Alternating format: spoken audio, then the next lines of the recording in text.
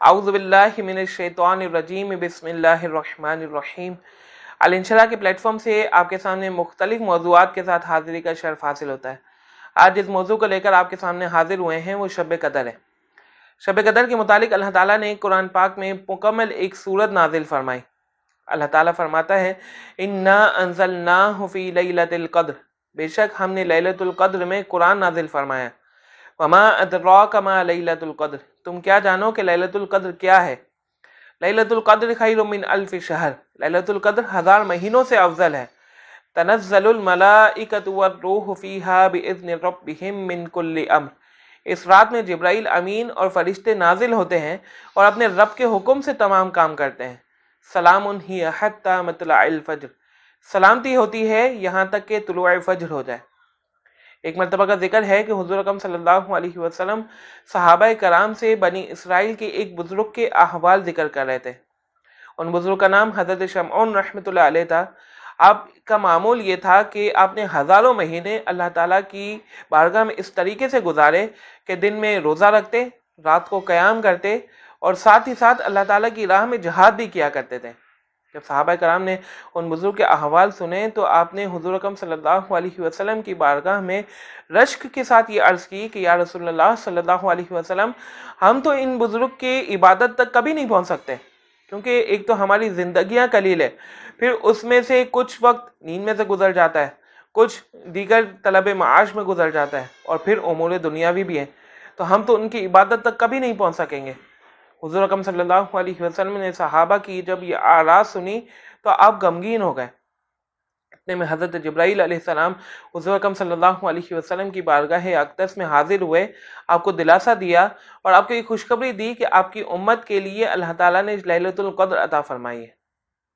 اللہ تعالیٰ نے قرآن مجید میں فرمایا انا انزلناہ فی لیلۃ القدر، بے شک ہم نے لیلۃ القدر میں قرآن نازل فرمایا۔ مفسرین کرام فرماتے ہیں کہ اللہ تعالیٰ نے قرآن پاک کو آسمان دنیا پر اسی رات نازل فرمایا، اور پھر 23 سال کے عرصے میں حضور اکرم صلی اللہ علیہ وسلم پر بتدریج قرآن پاک نازل ہوا۔ آگے فرمائے وما ادراک ما لیلۃ القدر، تم کیا جانو کہ لیلۃ القدر کیا ہے؟ پھر آگے خود فرمایا لیلۃ القدر خیر من الف شہر، لیلۃ القدر 1000 مہینوں سے افضل ہے۔ اگر ہم اس کو کیلکولیٹ کریں تو 1000 مہینے تقریباً 83 سال 3 مہینے بنتا ہے۔ یہ اس شخص کے لیے برکات ہے جس نے ایک مرتبہ شب قدر پائی اور پھر اس کی برکات حاصل کر لی، تو اس کو 83 سال 3 مہینے سے زیادہ عرصے کی عبادت کا برکات حاصل ہوتی ہے۔ اگر کوئی شخص 10 مرتبہ شب قدر کو پالے اور پھر اس کی برکات حاصل کرنے میں کامیاب ہو جائے تو ذرا 83 سال 3 مہینے کو 10 سے ملٹیپلائی کریں، تقریباً 830 سال بنتے ہیں۔ اسی طرح اگر کسی شخص نے 20 مرتبہ شب قدر پایا اور اس کی برکات حاصل کر لی تو اس کو ملٹیپلائی بائی 20 کریں، تقریباً 1660 سال بنتے ہیں۔ لیلۃ القدر کو رمضان المبارک کی آخری عشرے کی طاق راتوں میں پوشیدہ رکھا گیا ہے، یعنی 21ویں، 23ویں، 25ویں، 27ویں یا 29ویں۔ مختلف علماء کرام نے مختلف تاریخ کو ترجیح تو دی ہے، لیکن اصل یہی ہے کہ ان 5 راتوں میں سے کبھی بھی شب قدر ہو سکتی ہے۔ چنانچہ حضرت عائشہ رضی اللہ تعالیٰ عنہا روایت کرتی ہیں کہ حضور اکرم صلی اللہ علیہ وسلم نے فرمایا کہ لیلۃ القدر کو رمضان المبارک کی آخری عشرے کی طاق راتوں میں تلاش کرو۔ یہ جو پوشیدہ ہے، علماء کرام نے اس کی بھی وجوہات ذکر کی کہ لیلۃ القدر کو کیوں پوشیدہ رکھا گیا۔ ان میں سے چند یہ ہیں کہ پہلا، جب کسی کو اسپیسیفک بتا دیا جاتا کہ اس تاریخ کو شب قدر ہے تو وہ فقط اس رات کو عبادت کا اہتمام کرتا، جبکہ جب اس کو پوشیدہ رکھا گیا ہے اور 5 راتوں کی تعین کی گئی ہے تو پھر انسان ان 5 راتوں میں اس بات کا عبادت کا اہتمام کرتا ہے کہ وہ شب قدر کی برکات کو حاصل کرنے کی کوشش کرے اور باقاعدہ اللہ تعالیٰ کی بارگاہ میں قیام اور ذکر میں مشغول رہے۔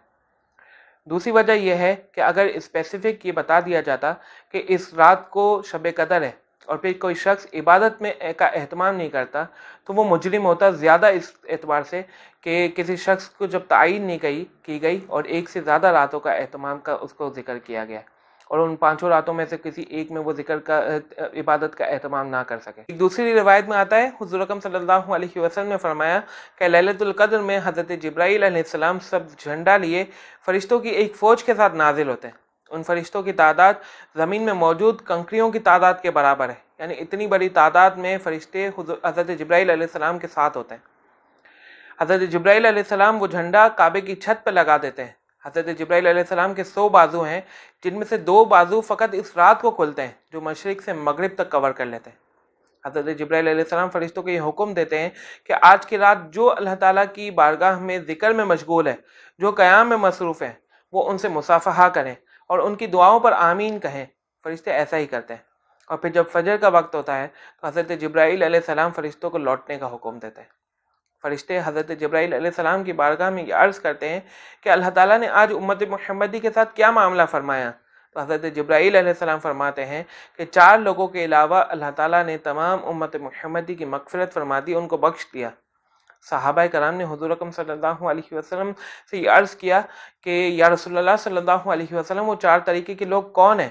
تو حضور اکرم صلی اللہ علیہ وسلم نے فرمایا، پہلا شراب کا عادی، دوسرا والدین کا نافرمان، تیسرا قطع رحمی کرنے والا یعنی رشتہ داروں سے تعلق توڑنے والا، اور چوتھا بلا وجہ کی عداوت رکھتے ہوئے ایک دوسرے سے تعلق توڑنے والا۔ اگر ہم ان 4 گناہوں کی طرف توجہ کریں تو پہلا شراب کا عادی، شراب پینا بہت بڑا گناہ ہے اور ہمارے معاشرے میں اس کو برا بھی سمجھا جاتا ہے، لیکن اب ایک تعداد ہے جو شراب کی عادی بنتی جا رہی ہے۔ ان لوگوں کو اس وعید کی طرف توجہ کرنی چاہیے کہ جو شخص شراب کا عادی ہوگا وہ شب قدر کی برکات سے محروم رہے گا۔ اس کے علاوہ 3 گناہ، والدین کے نافرمان، قطع رحمی کرنے والا اور بلا وجہ کی عداوت رکھتے ہوئے ایک دوسرے سے تعلق توڑنے والا، یہ گناہ ایسے ہیں جو ہمارے معاشرے میں معیوب نہیں سمجھے جاتے اور بہت زیادہ رائج ہو چکے ہیں۔ اگر آج ہم اپنے گھروں کی طرف توجہ کریں تو 100 میں سے 80 ایسے گھر ہوتے ہیں جس میں والدین کے نافرمان پائے جاتے ہیں۔ والدین کے حکم کے بارے میں تو شریعت یہ کہتی ہے کہ اگر وہ شریعت کے مطابق ہیں اور گناہ پر مشتمل نہیں ہیں تو ان کا پورا کرنا واجب ہے۔ اسی طرح قطع رحمی کرنے والا، قطع تعلقی کرنے والا، اگر ان کے بنیادی اسباب کی طرف توجہ کی جائے تو ان میں سے زیادہ تر اپنے فقط ذاتی انا پر مشتمل ہوتا ہے۔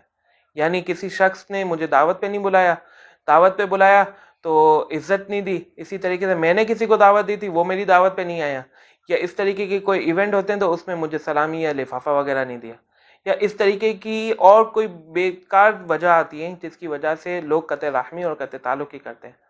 یہ 4 گناہ ایسے ہیں جو جن لوگوں میں پائے جائیں گے وہ شب قدر کی برکات سے محروم رہیں گے۔ لہذا یہ ہوگا کب؟ جب ہم احساس کریں اور احساس کرنے کے بعد اپنا محاسبہ کریں کہ کہیں ہمارے اندر یہ گناہ پائے تو نہیں جاتے، اور اگر پائے جائیں تو پھر شب قدر کے آنے سے پہلے ہی اس کو دور کر دیا جائے تاکہ شب قدر جو ہمارے قریب آنے والی ہے اس کی برکات ہمیں حاصل ہو سکے۔ جو شخص لیلۃ القدر کی برکات حاصل نہ کر سکے اس کے متعلق حضرت انس بن مالک رضی اللہ تعالیٰ عنہ کی روایت ملتی ہے کہ ایک مرتبہ رمضان کا مہینہ تشریف لایا تو حضور اکرم صلی اللہ علیہ وسلم نے فرمایا کہ اس مہینے میں ایک رات ایسی ہے جو 1000 مہینوں سے افضل ہے۔ جو شخص اس کی برکات حاصل کرنے سے محروم رہ جائے وہ تمام کی تمام بلاہیوں سے محروم رہ جاتا ہے، اور کوئی شخص محروم نہیں رہتا بلکہ وہی جو حقیقتاً محروم ہو۔ اگر اس کو ہم دنیاوی مثال سے بھی سمجھیں تو اس کو بآسانی سمجھ میں آتا ہے کہ اگر کوئی شخص ایک قیمتی تحفہ کسی کو دے اور وہ تحفہ سامنے والے کے بہت کام آنے والا ہو، لیکن وہ اس کو اپنے کام میں نہ لے بلکہ ضائع کر دے، تو جس شخص نے وہ تحفہ دیا تھا تو وہ کتنا زیادہ ناراض ہوگا۔ اسی طرح انسان کی زندگی کا مقصد اللہ تعالیٰ نے قرآن مجید میں بیان فرمایا، الذی خلق الموت والحیات لیبلوکم ایکم احسن عملا، کہ زندگی اور موت اس لیے تخلیق کی گئی تاکہ اس چیز کی جانچ ہو کہ تم میں سے کس کا کام زیادہ بہتر ہے، اور پھر ساتھ میں اس کی معاونت کے لیے اللہ تعالیٰ نے شب قدر کو بطور نعمت ہمیں عطا فرمایا۔ اب کوئی شخص شب قدر کی برکات کو حاصل نہ کر سکے اور اس کو محروم رہ جائے، اس کو ضائع کر دے، تو پھر یہ کتنا زیادہ اللہ تعالیٰ کی ناراضگی کا سبب بنے گا۔ لہٰذا شب قدر جو ہمارے درمیان آنے والی ہے اس کا ابھی سے اہتمام کرنے کی، سارے انتظامات کرنے کی کوشش کریں، اور جب یہ رات ہمارے درمیان آئے تو پھر اس کو ہم اللہ تعالیٰ کی عبادت میں ہی صرف کریں۔ اللہ تعالیٰ ہمیں شب قدر کی برکات حاصل کرنے والا بنائے اور اس سے محروم رہنے والوں میں سے ہمیں محفوظ فرمائے۔